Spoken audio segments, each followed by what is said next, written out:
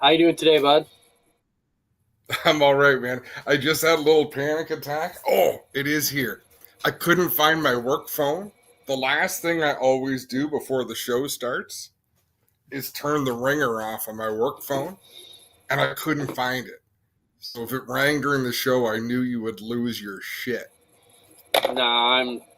I it, Man, it's crazy how the broadcasting end of things has changed because the school that Spencer and I came out of, everything had to be super pro. Like, dude, you have an eyelash out of place. That's unacceptable. Your neck on your shirt isn't perfectly set. Like, it was so strict. It was how we were trained, and then you were kind of modern broadcasting before we were modern broadcasting. Dog licking COVID, your yeah, head, COVID brought no problem. COVID brought everything down to my level. I kind of said the same thing because I joked that in the off season I get to work a lot from home, right? So I made working at home cool way before it became COVID cool. Was the joke I used to say because I've been doing this for 8 years now, and everybody got to kind of come home and play in my park for a while. I don't know if I love this, but anyways, here we are, getting through the season. How you surviving, bud? Weeks seem to get tougher for me. I need to get over that Christmas hump and get back to the thought about getting back to racing. I'm doing all right. I just started a new regiment. It's called the Master Men's Clinic.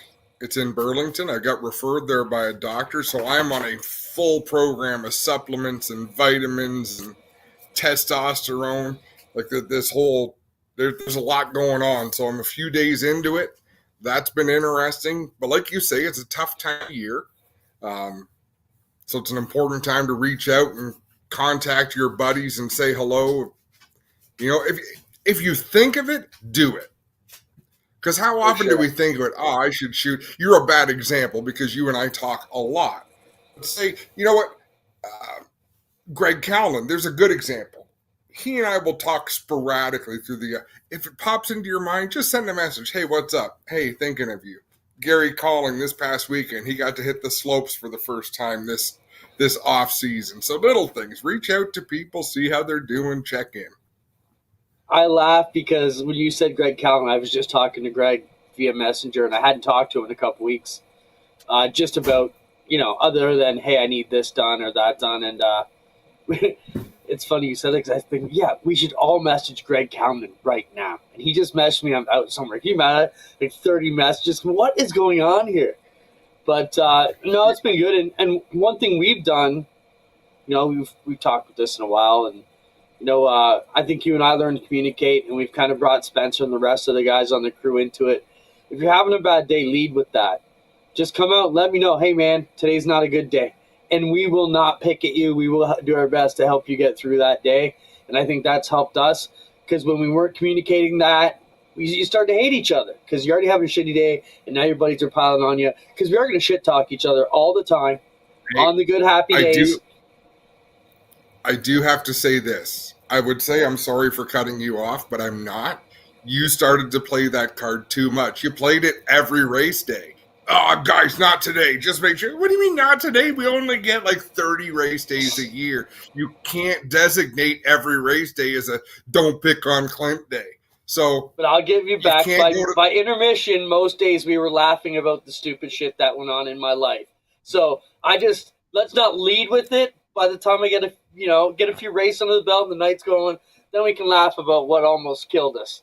But let's talk about where we're going with tonight's show. We have two of the best setup guys I think to come out of this neck of the woods in a long time, both on pavement and dirt. We have Cayden Laps, which is going to come back and join us, and Kevin Loveys, a well-renowned sprint car driver on the dirt. And we'll talk about where he sees things going on the dirt side here coming up later in the program. Cayden was fresh off the Five Flags Snowball Derby on the weekend. He raced there with his brother. Kyle Steckley was down there. Chase Pinson was down there, and a lot of other guys down there crewing and working. No, we're not trying to just wear you out on these guys, Cayden and Treyton, but man, these guys got great stories, and we're so excited that they're going to come and talk to us. Let's bring Cayden on now if we can. Cayden, had an issue, got caught up in an early wreck, and first off, Cayden, I sat down today. I said, "There's no way they're going to want to talk about how the weekend went after with us." So we appreciate you coming on, but I think the viewers and the guys that hang out around here and the gals, I think it's great to hear your genuine side about how you took it, how it must have been, and where do you go from here. So I'll bring it up to the Coles Notes version. So you qualified for the big race on Sunday, got into an early wreck, not of your doing, and then where do you go from there, man? Yeah, I don't know. I've been calling like this week is just one I want to put behind me and just be. I'm just so happy it's over. When we tested a week ago, I felt really good about it. I thought we had pretty good race pace. The only thing I wasn't really happy with was like our mock run speed, and we went to work on that a little bit and got it better. And then first practice on Thursday, we broke something in the rear end, which broke the drive shaft, which broke the track bar, the third link. Like it was just an ongoing issue. Fix that, and then something else broke, got bound up. Um, we had the upper control arm tower cut completely off the car like 2 hours before qualifying. Um, Not just for fun, like there was an issue there too, but it just seemed like if it could go wrong, it went wrong, and it wasn't for a lack of effort or a lack of trying. Taylor and Butts and Dalen, Chad Bryant, Steven, like they worked their tails off on that thing, trying to get it right and getting it better. And we qualified in on time, which kind of surprised me. I didn't feel good about my lap. I had a motor miss on the lap. Final practice, I thought we were okay-ish. Didn't think we were great. Me and Chad and Taylor yard sailed it Saturday night leading into Sunday, and then, just riding at the back, minding our own business, trying to get into the part of the race where attrition comes into play and stuff, and wrecked, track was blocked, and just not really anything we could do. So tough week, but proud of all my guys. Like I said, they worked their tails off. Never gave up. I was ready to quit. Friday before qualifying when we had that last problem, and nobody would let me. So I give them a lot of credit for sticking it through with me, and I'm super appreciative of what they did for me there. Cayden, before you went out and ran your time trial laps, what chance would you have given yourself to time into the top 30? To me, I was like dead set on wasn't going to happen. Everybody else kept telling me like how big of a badass I am, just kept pumping me up and giving me this motivational speeches. And, everybody else believed in me, but I didn't believe in myself. So I didn't really think there was a whole lot going there. And, when the first couple cars fired off, and I think it was like the fifth or sixth car out laid down like a 20. And that was about the quickest we had seen by a good margin, all week. I was like, man, I ain't been close to that all week. Like, I don't know what I got in me. And, I think I ended up running like a 37. And I was like, I mean, not bad, not great, but I don't think it's going to hold. But it ended up holding. I guess I caught a little bit of luck there, which, I thought was about to turn our weekend around. And I had a little bit of hope then. So I want you, Clint, I'm going to ask another. Cayden, walk me through a qualifying lap there. So you have not gone this fast all week long. You know how fast sort of you need to go. But how do you wrap your head around driving into the turn harder than you've driven in all week long and then the car sticking? I just want you to take us through the mindset of how you run a good qualifying lap when you haven't done it throughout the week. I don't know, like, we see it. I see it all the time when we go and do these big races, even in the car store stuff. Like, guys will qualify marginally better than, any times we've seen in practice. And quite frankly, I don't have a good reason for it. I think we just go out there and get all we can. You drive it down into turn one there, hope it sticks. You drive it into three and just hope it sticks. Like like I said, I don't have a good reason. I think you're just putting a lot of trust in, um, your crew in the car and your abilities as a driver to just go out there and get everything it's got. Cayden, you talked about dropping a lot of things off the car. Is that to meet tech, or is that something you guys didn't feel you had the right geometry in the front end, or is it something where what causes that? So we found after final practice on Friday, we found that the upper control arm tower on the right front was like it was broke, we'll call it. Like it was wobbling back and forth on the rail. And I don't know how long we could have been chasing that. We could have been chasing it for 2 days, and that was our whole problem. But Chad Bryant grabbed the biggest cutoff wheel he could. He cut it off flat and had it back on in like, I don't know, 45 minutes. So excuse me. But it's definitely like that was the scariest thing to me is we have the whole right front suspension disassembled 2.5 hours before qualifying. There's not even a place to bolt up the upper control arm.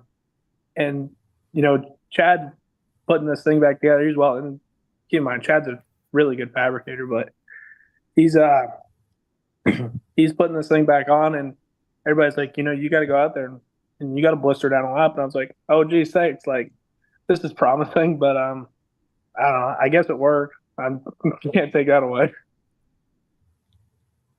My follow-up to that, Adam. Can I jump in, Adam? Kate, I just want to talk about. So you're going into with a home-built car against, the best built late models in North America or the world, let's say.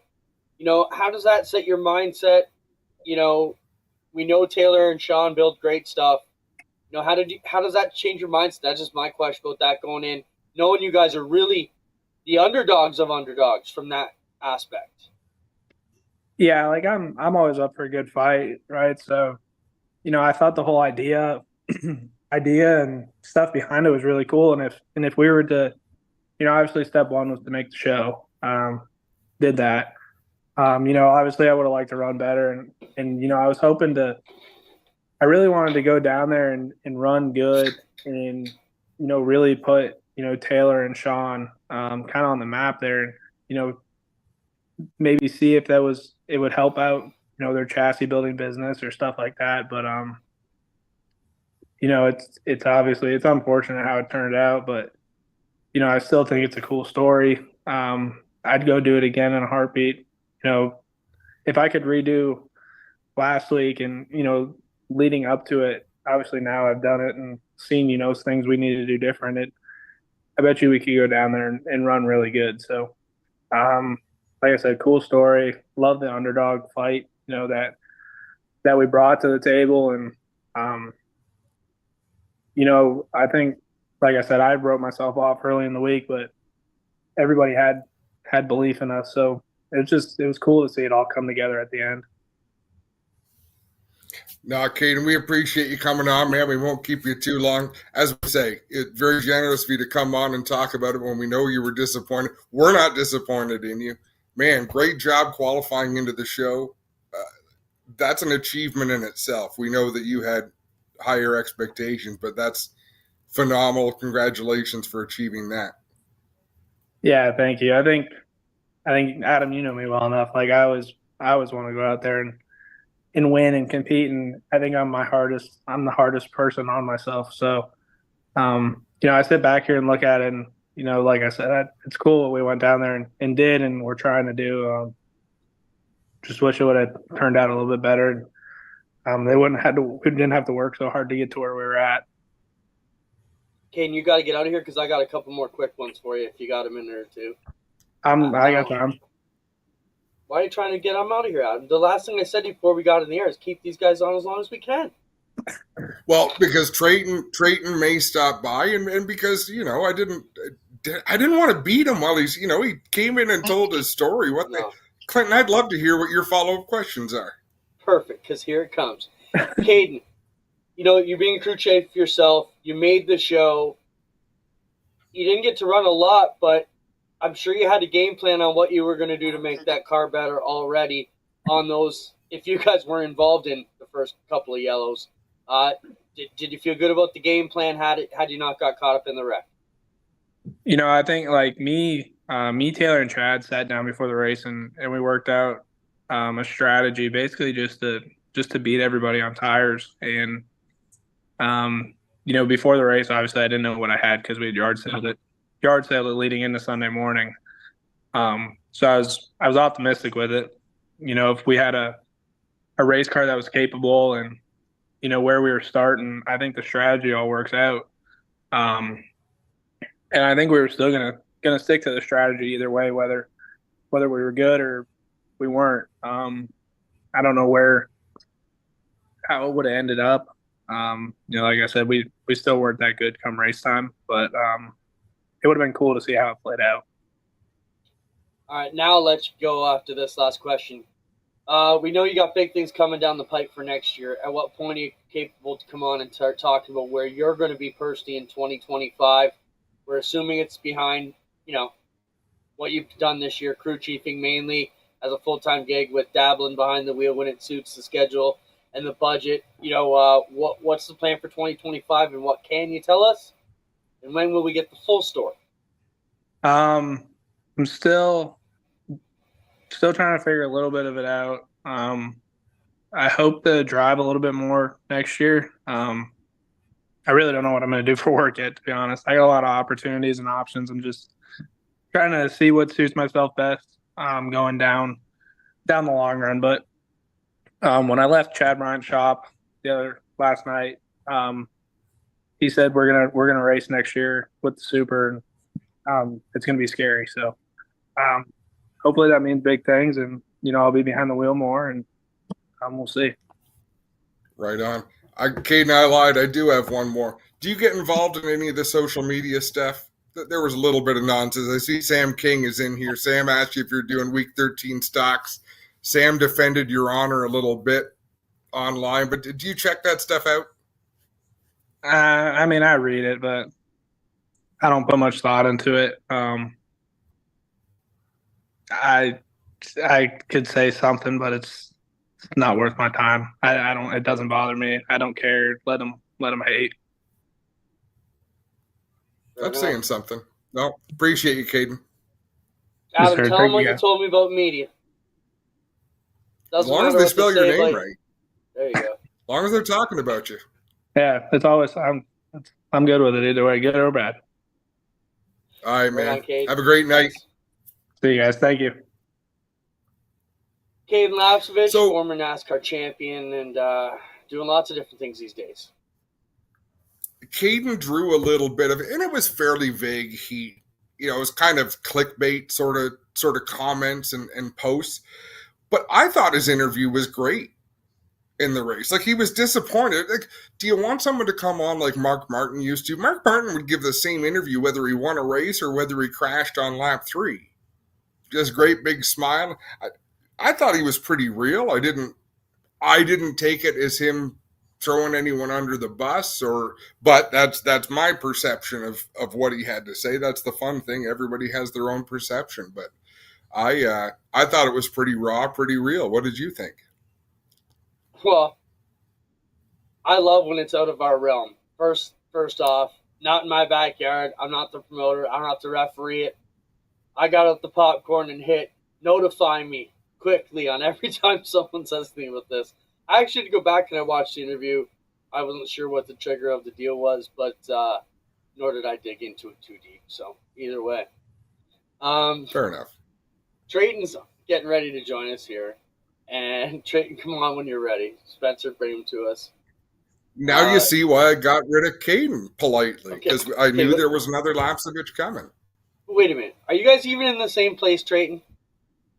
No, I'm at Grandma's. See, so we have the capability of having them both on at the same time. They didn't just give the phone off one to the other. No.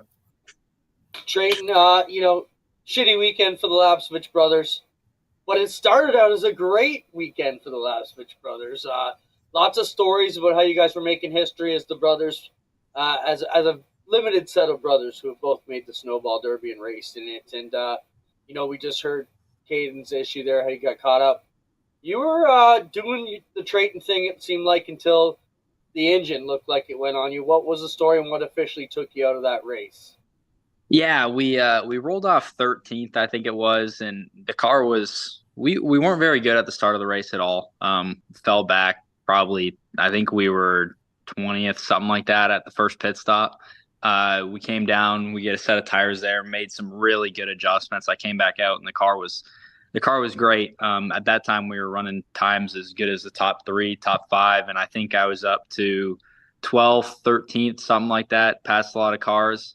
And really no indication. The motor just let go in a turn 1. Not really sure what happened yet. There's no hole in it, so that's a good sign. It looks like it might have blown the valve cover gasket out, which with those dry sump engines is usually caused by something else breaking internally in the motor. But so not really sure what exactly took us out just yet. We know it was some sort of mechanical issue for sure.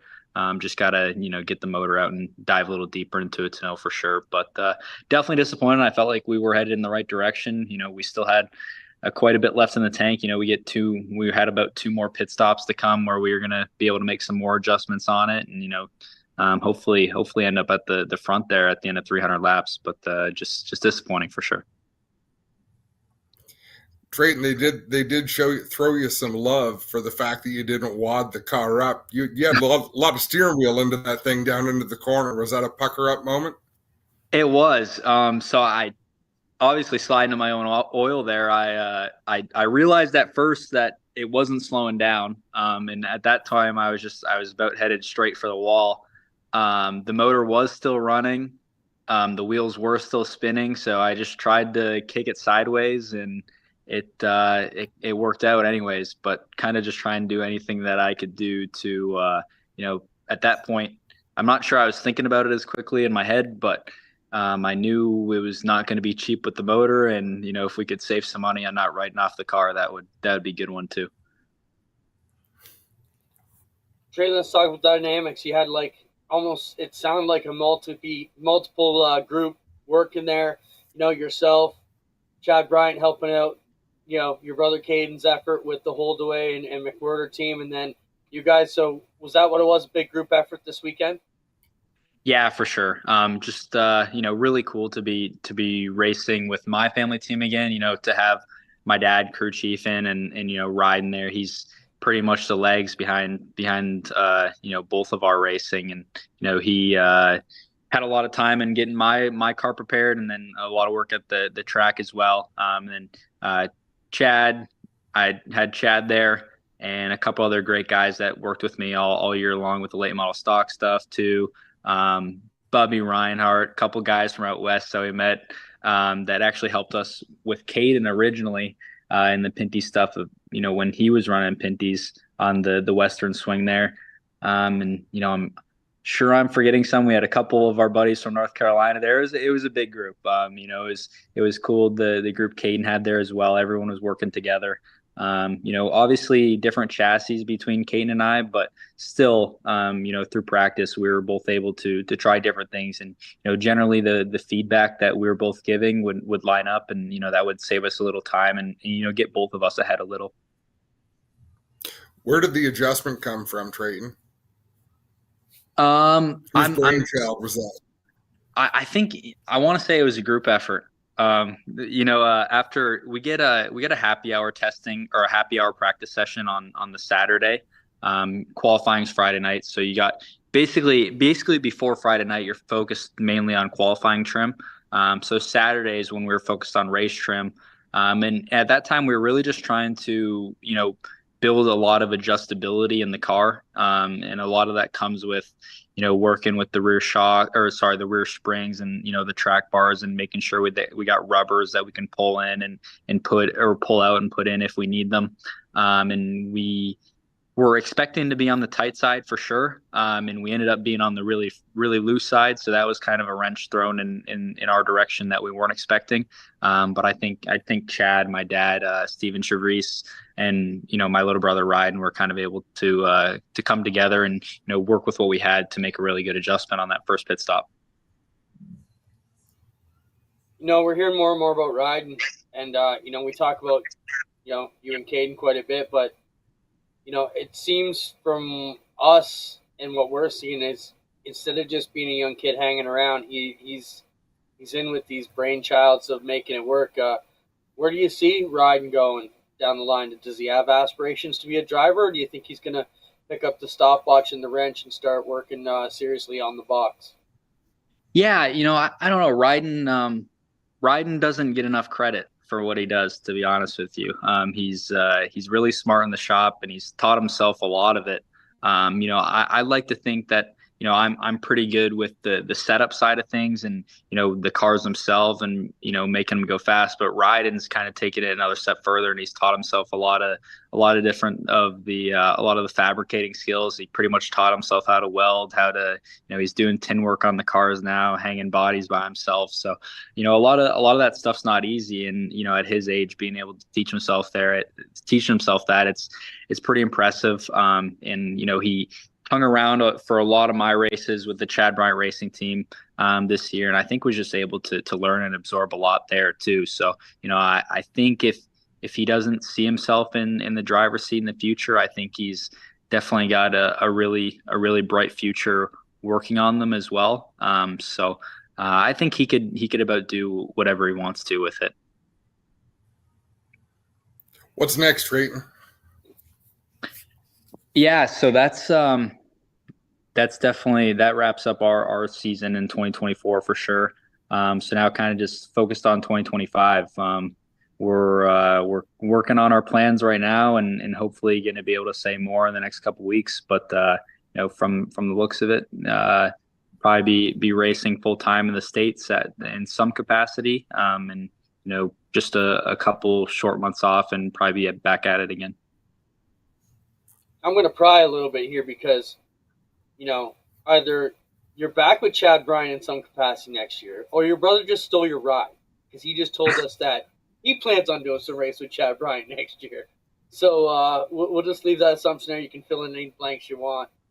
My question, though, Treyton, is engine. You mentioned you didn't get it apart yet. Who handles that for you? Is that something you guys are going to pull apart in the shop and assess, okay, that's what it is, and then send it off to builder, or do you just send it off lock, stock, and say, hey, man, let us know what went wrong, or is it something you're fixing it in the shop yourself? Yeah, we'll probably send it off for sure. If it's something that we can obviously tell and we're able to get it out and have a better look at it. If it's something that we can see just by popping the valve covers off, then maybe it's something we could diagnose. But I'm kind of doubting that, and thinking it's probably going to be something a little deeper internally. So we'll probably get it out later this week or early next week, and then just send it off to the builder. Hope it's nothing too serious. Sorry to cut you off. Adam, did you see his wreck? Or, sorry, the engine blow? Oh, yeah. Yeah. Did you see your engine blow up, Treyton? Because I don't think it's a small fix in that motor. There's a lot of flames coming out of the backside of that car. It was a lot of oil. It's covered. Yeah, that wasn't a little kaboom. That was a big one. Now, was that Treyton, the Lapsovich family motor as well? That was a new one. So that's why I was saying it doesn't look like it was a complete blow up. So that's the good side of it. I know it looks like it was a really big blow up. But that actually all just came out of the valve cover. So a lot of oil for sure, but it doesn't look like there's any holes in it. So that's a good sign. Let's hope it was mostly a show and not so much a blow. All right. Treyton, Junior Hanley, what kind of roles he play in your shop these days? Yeah, Junior, actually, he was at our shop about a week before he left. He was rebuilding the rear end. And, once you get him in there for one thing and we're working on other things, Junior will finish fixing up that rear end and he'll get right to work on whatever else we're doing. And so he's still nonstop. You can tell Junior to go home and get lost, but he's a hardworking guy, and I'm very lucky to have that relationship with him and have him working on the car. So he's a legend, obviously. 5 Flags, all there. Does he go down to the race? Does he go there and hang out with you guys, or he just stay away? No, we try every single time we go south. We try and get him to come with us. Try a little harder every time. I don't think it's gonna happen. I think it's just I think he told us he hasn't been across the border in a couple of decades now. So I think it was still early 2000s his last race in the States. So it's been a while. We'll probably keep trying. I don't think we're gonna get any luck though. Never give up. Never give up that fight. That's right. You'd be blown away. You'd be blown away at the fanfare he would get walking into almost any speedway down there. Absolutely. And that was something we, when I had that throwback car at Hickory earlier this year, it was awesome how many people down there, were complimenting the car and saying how cool it was. So, obviously he's a huge deal up here, but he's a very big deal down there as well. Just all he's accomplished. That was awesome. I see they had the Gary Ballou car on display at the gate there, and it had Hamley Enterprises down the side of it. Imagine those two son of bitches back in the day kicking ass. Holy shit. Trey, yeah. That's all I got for you. Adam, what else do you want to say to the young? No, man, I appreciate you stopping by again. It's real easy to come and talk to us when you've won. It's more challenging when things haven't gone your way, so we appreciate it, and we'll give you a break. We're going to give you the Christmas holidays off. All right, guys. Thanks for having me. Always excited to come on. Thanks, guys. Thanks, appreciate Trey. it. And Clinton, to your point earlier. Go ahead. To your point earlier, we've seen a lot of Treyton and Cayden and Kyle Steckley, but they're the ones doing something. I mean, they're the story to get to talk to them. We've got all winter to talk to different people in the scene up here, but they're actually doing it. They're putting in the miles, and they're the story right now. Let me find out where Kevin Loveys is, unless he's hanging around already. I think these nights when they come on with us and talk about the defeats are way more character building and fan base building than going out and winning races. I mean, you get to relate to these guys more and more when you see how they handle defeat more than you do, how it works out. Kevin says he didn't get an invite. I emailed it to you. Hey, who's responsible for sending out the freaking invites? Me, but I always got proof. I got to CC you guys on it too, because I have. That's the beauty of Gmail. You have receipts for everything you send. It's all good. We'll get them on. We'll get them on. Let's do Clint, some. we need to, yeah, you lead for a second. Before you do it, we need to go through again the World of Outlaws next spring, because I heard some blowback even after the show on why are the crates not running? Why are the Thunders not running? And you explained it, but explain it again and make it crystal clear, because there's no way to meet the World of Outlaws requests with our home track divisions. No, and hold on, I'm just getting this off to Kevin here. I think, for one, the Outlaws have asked us to have one division as a support division. Obviously, they're weeknights also, so we don't want to be out there till midnight on a Wednesday or Thursday. So one division, I love it. We can knock it out. The other thing they've said is, preferably a division with less than 30 cars. Well, if we have mini stocks, street stocks, or crates, there's no way we're not going to have less than 50 cars, and you're going to have the Outlaw guys standing around waiting for us to do C's and B's to get to the A's. It's just not really what it's about. So they've asked us not to do that. From a, promotion standpoint, we get the benefit of including the Brighton and the Buxton folks into this race week now, and I feel that's going to draw some extra campers. I mean, the Orange Lot's almost sold out. We've sold a massive amount of tickets already. As the guy who has to worry about Glenn's money, obviously I don't have to pay the bills, but it's still my job to kind of keep things as profitable if possible. And it's great relief to see the fans are supported. They're buying these tickets for Christmas for the race fans in their life, and it's awesome to see. But yeah, but this also allows us to bring in other options. Do we bring in extra star power for the late models? Extra star power. Like I watched the Gateway Nationals last weekend and thought every single one of these drivers in both classes at the Dome could race at our place on the Wednesday, Thursday. Now, less than 5% of them would ever do it. But there's potential there that they're all eligible for those events. So I'm excited at the prospect of what could happen.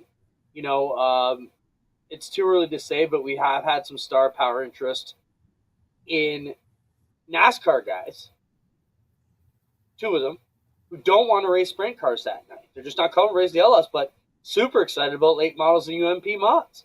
So we are having some other creative deals come along, and that's kind of where we're at. But just it wouldn't work for our minis, Thunders, or Crates. So I knew we were going to take some shit over that. But I wanted to bring it up again, though, because I'm nobody, and I love being nobody. But I get some of the complaints and some of the gossip and some of the behind the scenes. Yeah, I know you take some bull from me, and I appreciate that. But yeah, I'm excited. I think it's going to be a fantastic couple nights of racing there. And like we said last week, we'll open up the Friday before, so we'll get the Crates, Minis, and Thunders out then. And we'll just kick off Outlaws week the right way. So that's where we are with that. I'm trying to think what else can we talk about. I had a bunch of other things I want to talk about when it came to that deal. But yeah, tickets have been going great. It's been good. Every time you say that, I remember the infomercial from way back when that was on late nights, like all night long. Talk about whatever you want. Talk about whatever you want. You remember the creepy guy, don't you? Yeah, that's me, the creepy guy. I don't know what they used ready to to talk jump about. on with Loveys here in a minute. Fran asked what's my brother's plans for 2025. Mikey is kind of liking retirement for now. I don't think he's done forever, but for the time being, I don't know, Adam, you have lunch with my brother and probably talk to him way more than I do. What are my brother's plans for 2025? I don't know, to tell you the truth. He does seem very relaxed. We meet down at Two Cougars in a cafe on Burlington Street every few weeks or so. It just doesn't like it. Yeah. It hasn't See, come the up. little glitch in the internet at that moment, you said we meet Two Cougars at the cafe down in the North End. It sounds like you and Mike are double dating with Cougars. It's not that way. It's Two Cougars Cafe in the North End. It should be Two Cougars Cafe. For some reason, it's Two Cougars and a cafe. And I've never really understood why they call it that, but whatever. Great little spot to have lunch. They make good soup. Let's bring on Kevin Loveys. Kevin, welcome to the program. It's good to have you on, buddy. Hey guys, how's it going? Thanks for having me. Good, man. You're watching us on Zoom, not YouTube, right? Yes. Okay. Just want to make sure the delay is proper. Kevin, we brought you on to talk about sprint cars. You've been a World of Outlaw crew member. You've been up and down. You've been back at home lately. You worked with a lot of big teams over the years.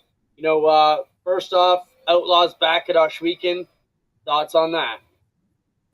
Well, it's definitely exciting to have the Outlaws back. I can't remember. It's been 5-6 years since the 410s have been in Canada, so definitely looking forward to that.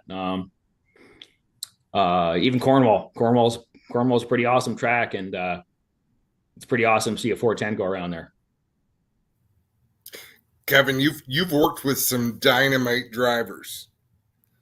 These days, working with Tyler Palace, I was so impressed watching him at Brighton Speedway. It's almost like a different driver is driving the car than what we see at Oshweekend. You can get inside the helmet of a racer. Why is he so much different? He's so aggressive, so powerful at Brighton. Oshweekend, he's still got a little bit of touching up to do. What's the difference? Confidence. I mean, confidence in a sprint car is a huge thing, and we even at the beginning when I first started helping him, he was good at Brighton. He showed potential there, and the more times he went back, the more confident he got. And if you can trust the car, and you can haul it off in the corner and know it's going to exit the corner without knocking the fence down. You're going to get better every lap. Oshwegan's a tough place when it's slick. That you guys know how wide it is. Most nights there's not a distinct lane, and you got to move around, and you got to find where your car's fast. And it's definitely a tricky place to get around when it's slick. Talking about it being slick, Kevin, we're going to a super hard tire. Not super hard, but the hardest tire we've ever seen in the history of 360s Ash Weekend, getting us on the same island as pretty much everybody else in North America. But this could be a big game changer for lap times, for setups, for the comfortability of these veterans at Ash Weekend. How do you think this harder tire is going to change the setup? And it's 2 inches, I don't want to say smaller, but it was an 18-inch wide tire. Now we're narrower. So we're going from an 18-inch wide tire to a 16-inch and a lot harder. How's that going to change the deal? Honestly, I don't think it'll make a huge difference when we're low 13-second lap times. If it gets national slick and we're down, 17, 18-second lap times, that's when I think you're going to see guys either adapt to it really fast or they're going to struggle. The tire itself, I think the construction of the sidewall is probably the biggest thing that's going to change the guys with what they feel. But it should be interesting. I'm excited about it. We're a different left rear. I kept Tyler off the old Tyler all last year and just kind of concentrated on the new left rear. And by the end of the year, I think that made us better. So I'm excited to be on, it's going to be kind of a clean slate for everybody. Guys might not want to hear this, but Dylan has a lot of experience on that medium tire, and it might play right into his hands and make him even more unbeatable at Oshwegan. You're right. People don't want to hear that, Kevin. Talk about your winter racing plans. Right now we're just we're getting ready to go to Florida. We'll head down to Volusia at the end of January. Might see a bigger motor under the hood of the 77 car at Volusia, and definitely going to try to make that happen for the Oshwegan shows in Cornwall, and even the high limit shows across the border. We'll try to do all 5 of them. It'd be tough showing up in Florida with a 410, but it'll only make them better when we get back here in May to do the 410 stuff. Kevin, you talk about doing that week. What's going to be the toughest week? Like 5 days in a row is a grind when you're used to the program talking about 360s. Now you're jumping to a different engine. Anything you guys have to do differently over those 5 days to get ready to contend with the 2 Outlaw shows at our place, then 2 high limit, then back to Cornwall? A lot of travel in there too, bud, in 5 days. Yeah, it'll be rough, but it actually won't be too bad. Like the way the logistics will work out, it's not. I think the farthest drive will be from Bransonville to Utica. Utica to Cornwall is not that bad. So yeah, I mean, I think the biggest thing will just be, it's in the spring. So hopefully, the weather gods don't work with us and we can get all 5 of them in, and hopefully it goes smoothly. Hopefully the border stuff's not an issue. Hopefully we get some high limit guys kind of maybe migrating to do all 5 of them. Maybe some PA guys. I wouldn't be surprised if we get a full field of 410s at Oshwegan. I don't think we're going to see 360 guys, making it out of the B. I think we're going to get, the 410 guys know Oshwegan. They know how badass it is. So I'm sure they're going to want to be there. No, hopefully. What do you guys have set out for goals, Kevin? You've been all over the board. You've won some big races. You've won some big championships. This is a new project for you because you're building a driver from the ground up as well, or supporting a driver. What sort of goals do you have for 25 with him? Yeah, honestly, it's been fun for me. It's honestly with when I was working with Poirier, we were on the same tire for a long time, and we did the same thing pretty much every track we went to, and we didn't very much from it because it worked so well. That new left rear definitely changed what I used to do to the car. I had to kind of adapt to it, and if you would ask me 4 years ago, would I be running a left rear shock like that, I would have said, no way, but that's just the way it went. And it's been fun to kind of try to adapt the car and just try to get Tyler comfortable. Like being comfortable is the biggest thing. And as far as goals, I want to see him on the front straightaway at Oshwegan. That's my goal for next year. I think that's totally achievable. Your driver Tyler didn't grow up as a racer, and he's battling all these kids who grew up as karters. He came into this really late, not late life because he's still a young kid, right? I don't know how his mid-20s, early 20s. I'm not sure exactly, late 20s, yeah. But yeah, I mean, as far as experience wise, I mean, you could probably still, he's not a kid, but he didn't grow up in the pits. He didn't grow up at the races. He came to racing very late in relative to his competition. How's the communication, Kev? Because that's the biggest thing when you guys are trying to chase tire and stuff. Like, you have to develop a whole language. Not only, your driver got to get the balls to get up there and do it, and these guys definitely have that. But how do you communicate with someone who doesn't grow up with it? Like, for example, we just got off with the Lapsvich brothers. Well, all three of those boys grew up knowing every measurement on a late model stock. Yep. So they're Tyler real doesn't have that racers, advantage. So how do you, like you said, develop like the you language? Said, the language was the biggest thing. Like at the beginning, he would get out of the car and I would kind of talk to him like I was talking to Steve or Paulie. And, he might not have understood my sprint car lingo so I kind of had to change how I approached, speaking to him when he got out of the car. Just because, like you said, he didn't grow up around it. And, I would say things and I would expect Paulie or Steve or, more experienced guys would, understand exactly what I was saying. But, I kind of picked up quickly that I had to, I don't want to say dumb it down. That doesn't sound good, but, but yeah, once we kind of communicated a little better and he was able to tell me, what he liked and what he didn't like, we kind of, I think if you would ask anybody last year, if you would have thought Tyler won 2 races this year, I don't think anybody would have agreed with you. But he's definitely improved 100%, and he's got some potential. So we'll keep working at it, and his dad loves it. Big Brian's awesome, so obviously he supports the track and you guys. So it's just good for the sport. And, hopefully we can get him on the podium at least next year at Oswego. Kevin, I've only got one more for you, and I'm curious, how busy do you stay in these off-season months? It's a pretty short off-season when you're going to race Florida, but how hectic is your schedule? I mean, it's not too bad in the winter. The biggest thing is just kind of getting stuff organized, making sure you have the parts ordered, equipment in stock, organized.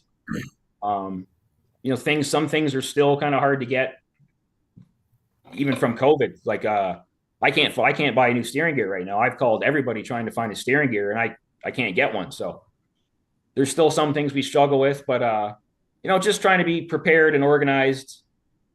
That's the biggest thing is, it's a cliche, but you do win races in the shop.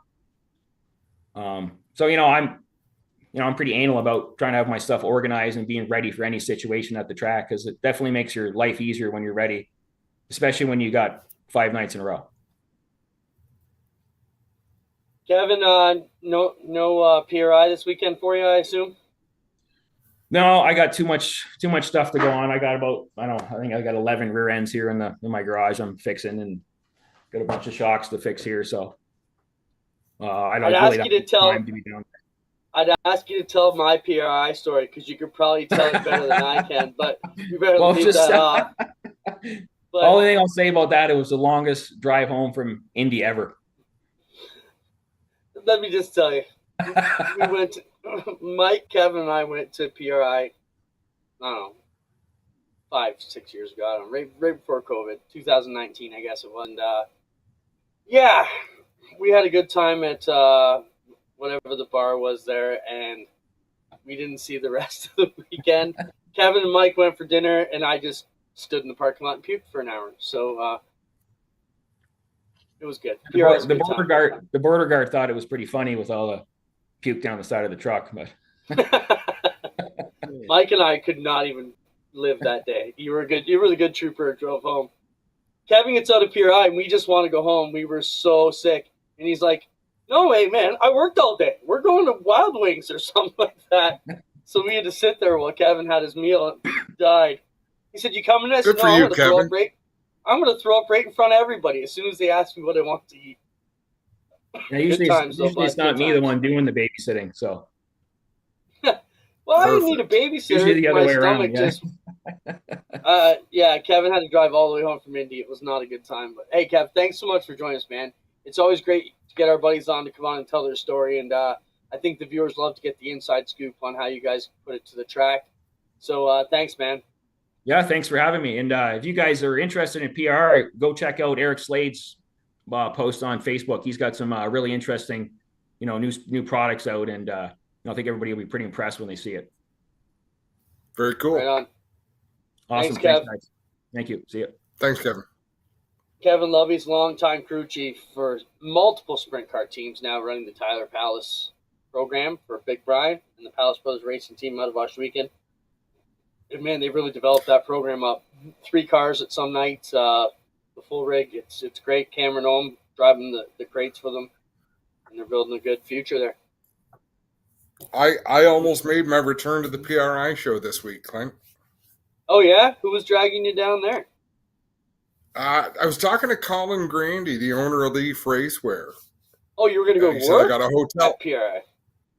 No, he said, I got a hotel downtown.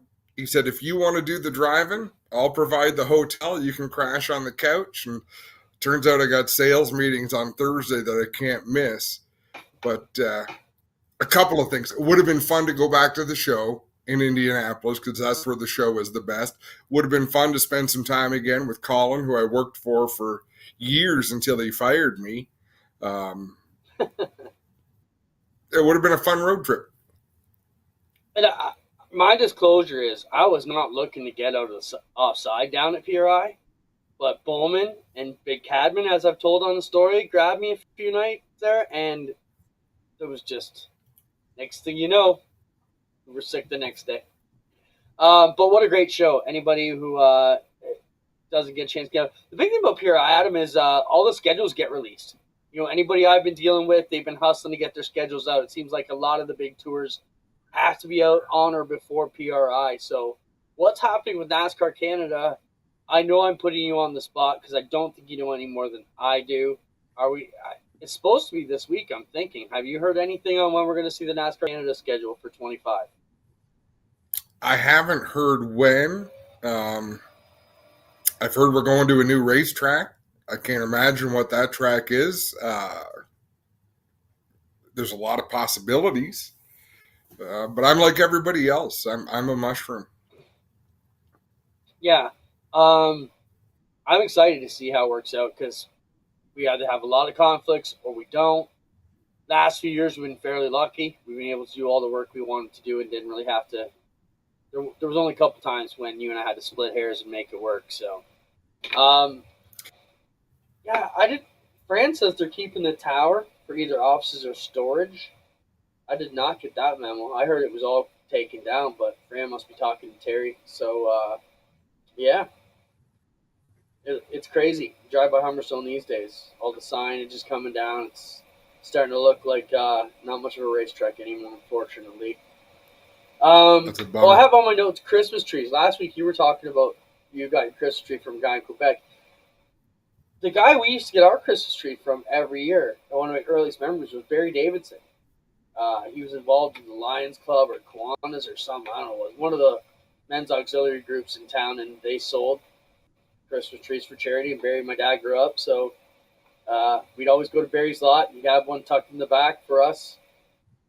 Kind my dad liked. I don't know what it was, but either way, there was always a special one in the back for us. So it's just that was on my list because I meant to get it out last week and didn't. Got a Burger Barn Videos of the Week. There's not a ton of them, but let's have some fun. Don't forget, Burger Barn, always a great place for good food. Hey, I actually had I got to tell a quick Burger Barn story. I had a lady call me last week who bought too many tickets for the Outlaws show by mistake. Said, hey, somehow I clicked, 8, I needed 4 or whatever the deal was. We got talking about how she could, and she said, look, I went to the Burger Barn for the first time and couldn't believe the portion sizes. She said, so then I took all my rest of my family down to the Burger Barn. The second time I went, and I was raving about the portion size. She said, nobody believed me.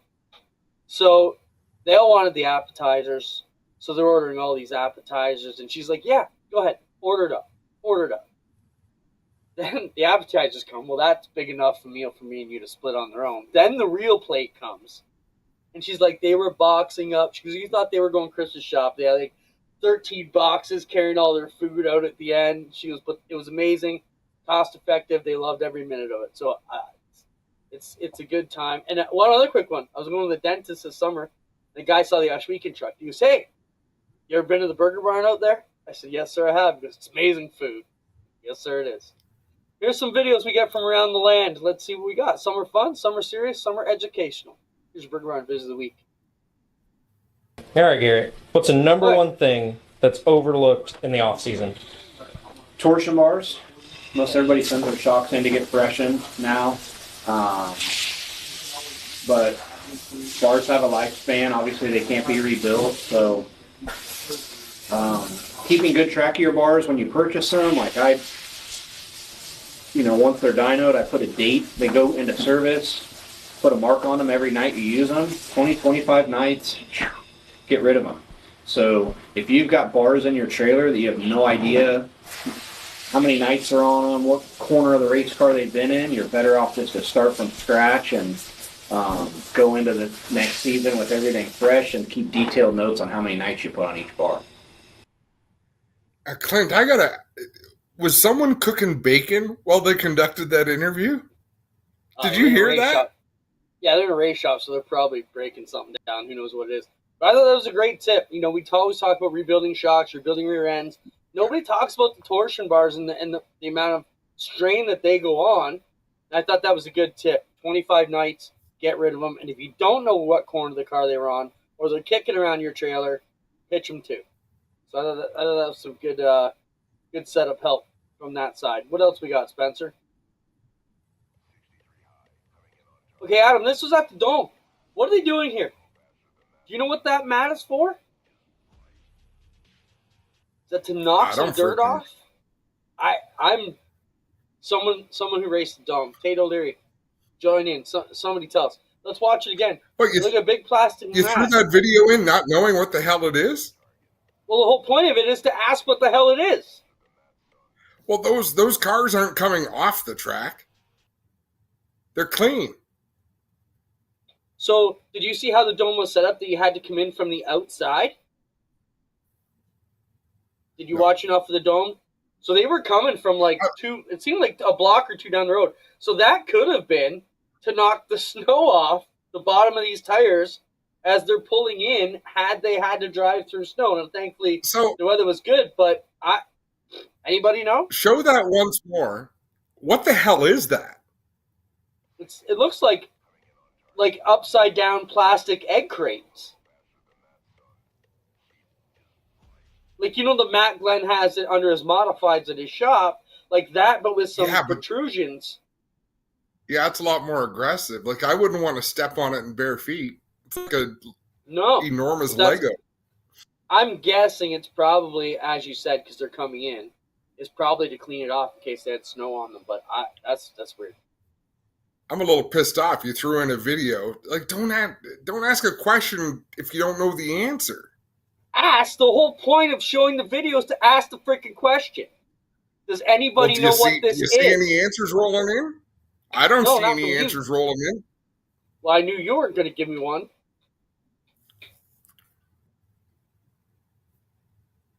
Want to see my Christmas tree? Did a Quebec guy bring it to you? No. He tied it to the car, though. Is it the little the Peanuts Christmas tree? Wow, that's impressive. It's a good-looking tree. That's straight out of Toy Story. Yeah, buddy. I'm impressed. I'm all about Christmas. I'm most impressed that I did that whole maneuver without showing you my pajama pants. G. Shaw says road debris. Yeah, it's crazy. All right, what else we got? Oh, look at this. This is like real-life Mario Karts, electric karts. But I guess if you drive over the oil slick, you stop and spin out. I don't know. Looks like interesting fun, no? Too much technology for our go-karts? Play it again, Spence.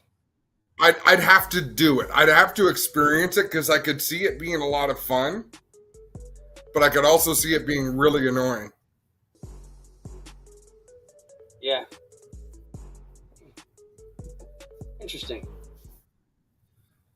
I don't think the competitiveness of our friends could do it. That's like, birthday party stuff. I don't know how we'd survive that one. All right, John Tyner for the win.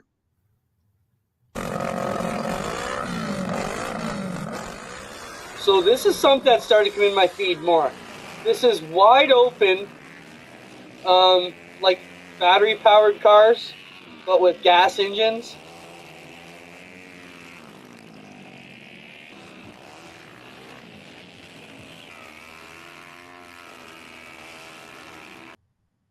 I'll tell you what I'd want to see. I want to see the waiver they make those idiots sign. That's straight redneck there. Show it again. Those things are flying, no protection, shitty wheelbase, just begging to be bucked right out of the... Look at this guy. Look at how big he is. And what is that? Like, it looked like he had an electric, like, scooter? Like, steering wheel, like a scooter handle? Yeah. I agree. Might be more exciting than F1, whoever posted it. Did What else we you got? see John Tyner answered our question about the yellow man? Could be right. Probably is. We weren't there. But what else we got? What happened at the end there? I don't know, man. It's dirt in December. Really, I was sat there in the infield when I got spun out to try to see who the hell spun me out because they was going to get wiped the hell out. Like, didn't matter to me. We did a tail. The track really wasn't racy enough. And I was pretty positive it was Hudson or Shepard. I did know that. And if them guys was dumb enough to do that, I was dumb enough to wad us the fuck up. And I know who did it. I definitely know who did it now. And what goes around comes around. It really will come around. Well, we were racing there, and I was behind Tyler and then Hudson O'Neill, and we were racing. And I seen the whole thing. Huddy got into the back of him, spun him out. Well, when I come back around, Hudson went by him, and Tyler didn't do nothing. And I went by him, and he nudged at me with his car, and I threw my hands in the air like, I didn't do it, So after the race, coming across the checker flag, he spins me out. So then everything in my mind just went red, and it was bad after that. So other than that, no hard feelings. We're tickled to death with the run. We made it and put on a show. Hell, even if you run last sometimes, you got to do something crazy to put on a show. So I'm tickled to death with how everything turned out. I'm glad that Shepard ended up getting his fucking car tore up and popped an eyeball, I guess. And I didn't start nothing. We just beat and banged out there. And I did, when he hit me in the ass, I did put it in reverse and high centered it up on his nose piece and did a little burnout on it. But hell, I'm too little to be fighting. But shit, come down here and I guess get me and half these my gang around here and we'll be all right. But I tried to get him, Cody, once to happen on the track, keep the show there. I tried. He wouldn't get out. So, and I was old. I just couldn't quite get out fast enough. So, but other than that, I wasn't too upset. The fight down here was his guys running his mouth, and I don't put up with that very well. So, I don't know what the hell it is about really Hudson and them guys or what their deal is with me. If they're just that chapped ass over just some fucking goofy ass like me outrunning them guys or what. But I try to run them clean for the most part. And to be dead honest, at the end of that race, when me and that Shepard did touch, I didn't mean to get into him. He thinks I retaliated on him, and I really didn't mean to do that. And then, like, it caught me off guard. I even tried telling him, like, I really didn't mean that. And he flipped me off. I was like, well, I guess that will work too. It ain't too much longer I'm going to be able to do this. So I just had fun. And to make the show, for no more than I get to race, I was pretty happy. And it's mostly luck. There's a lot better racers here that should be in the show that didn't make it. But it just wasn't their lucky day like mine, So. I will say this. We did talk to Super Shep, and he said there really is no hard feelings between you and him. And he says it's just a dome, right? It is just a dome. I don't even know the guy. Like, I know Brandon Shepard. I've heard of Steve Shepard. But it's, man, it is what it is. It's a bunch of dumb shit. But it's, like I say, I ain't a fighter, but we'll do what we got to do whenever the time comes. And I don't know, man. I can't wait to come back. That's all I can say. I can't wait to be back. Dome 2024, right? That's right. We'll see you next year. What do you make of that situation, Adam? They left out the best quote from Shepard. What was that? You heard his interview live, right? So one of his crew guys come over and wanted to get involved. He fucked around and found out. I love Tyler Carpenter. Just the whole attitude, like, hey, this ain't too serious. Let's just have a good time. Man, I'd love to get him up there for Outlaw Week and race that late model open. What else we got? He can't come up because his wife would come, and they got 12 kids. Like, that's a lot of passports. Of all the guys here this weekend, who would you not want to date your sister? You would, my sister. Yeah. Shit, it don't matter to me, man. If they're dumb enough to get with her, that's on them. Yeah, Turbo, for sure. Turbo. That's a good question. Shit, I don't know. Hell, none of them. I don't like anybody. What do you mean? Probably Asher Winger. I don't know. Man, that's a tough one. I don't have a sister, so I don't know. Probably Turbo. Oh boy, Charlie Medford. I don't know, man. I don't really think about that shit. Probably that guy right there. Yeah, Harry Bob. Dude, I don't know who. Probably. I don't know. Turbo, maybe. I don't know. Not date my sister, Tyler Carpenter. I don't have a sister. Okay, well, if you had a sister, who would you not want her to date? Turbo. All right, here, let me ask you. Out of all the guys here this weekend, who would you not want to date your sister? Brandon Overton. Want to date your sister? Turbo. 100%. I think we got to find out what's up with Tyler Erb. Maybe that's why they call him Turbo.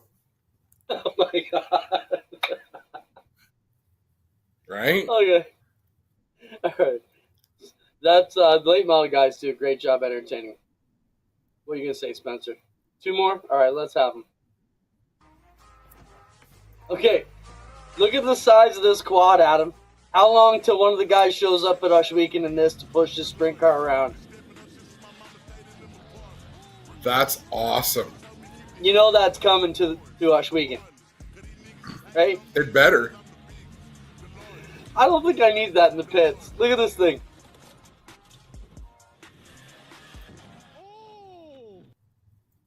Well, we went to push you off, but we just crushed it by accident.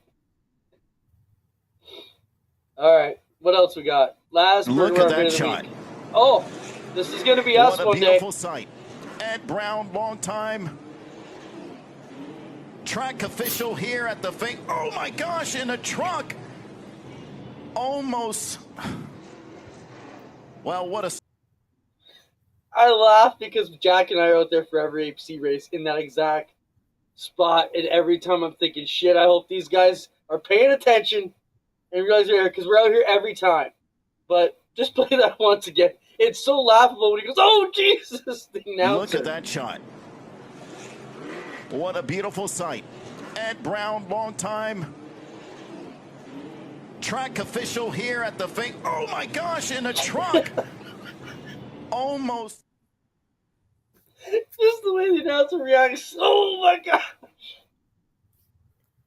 Oh, yikes. Too funny.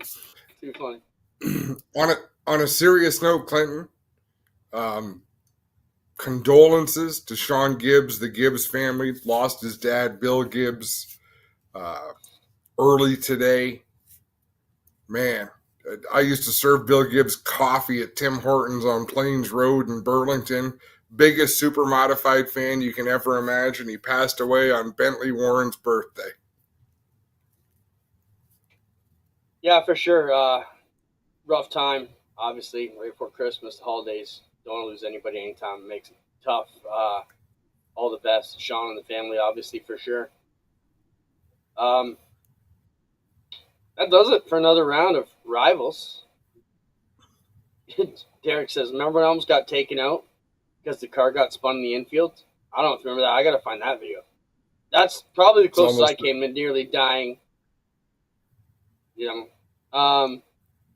Let's move into next week's show, Adam. Show 250. Yeah, we're going to do something super special. We're going to fight.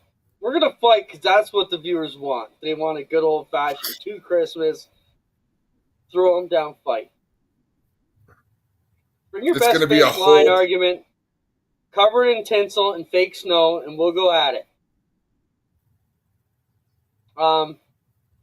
Shit, I did have something smart I wanted to say, but I forgot what it was.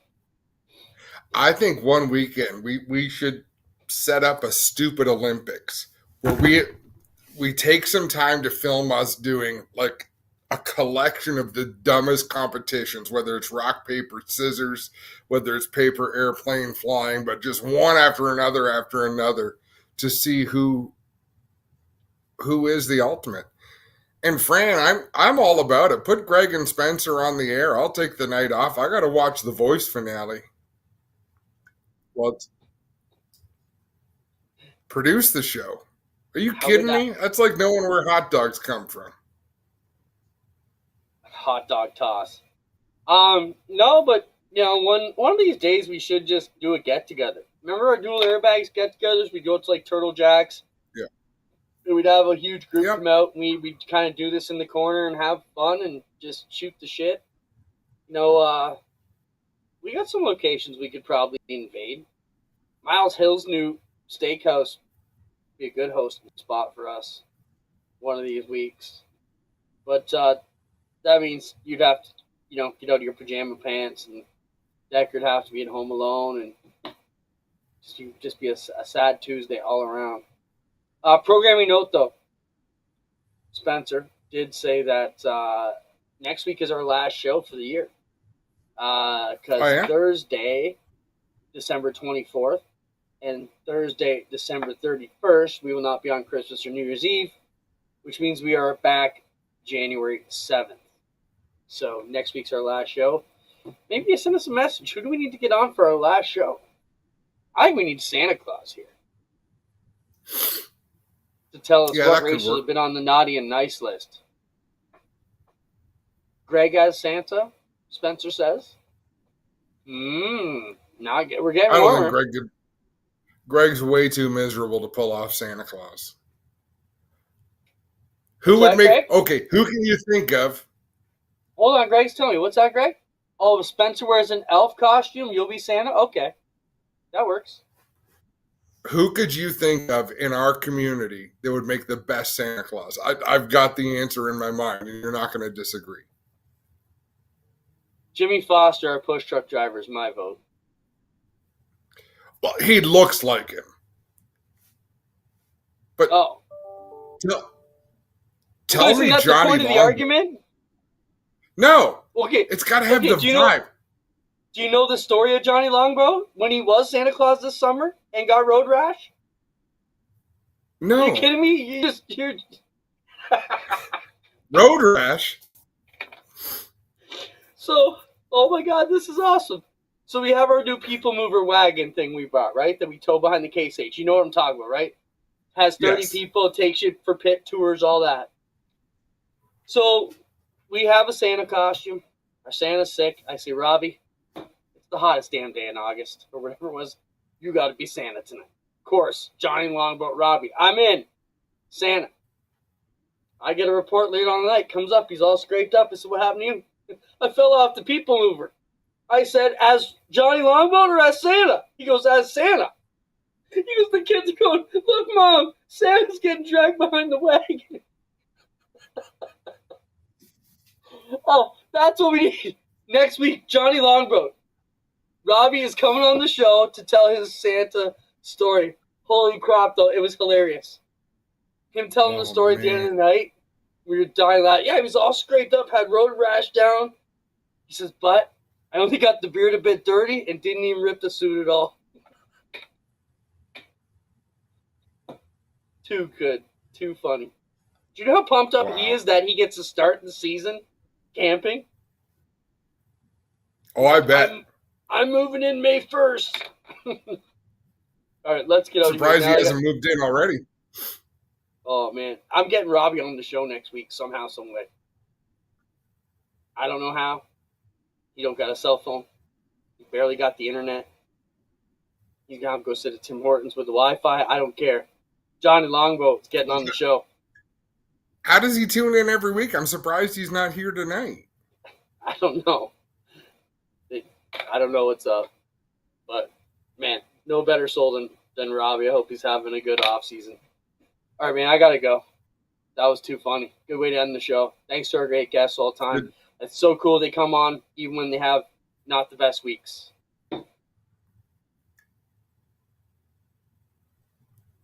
All right, let's go. That was it. Thank you, Spencer. That was it. for Look everything. at. Well, I Have a thought great you'd be week, a folks. co-host and help me out and chime in, but just leave me hanging off. I the didn't cliff want to. like, I didn't want to cut you off. I thought you were building to something, but nothing.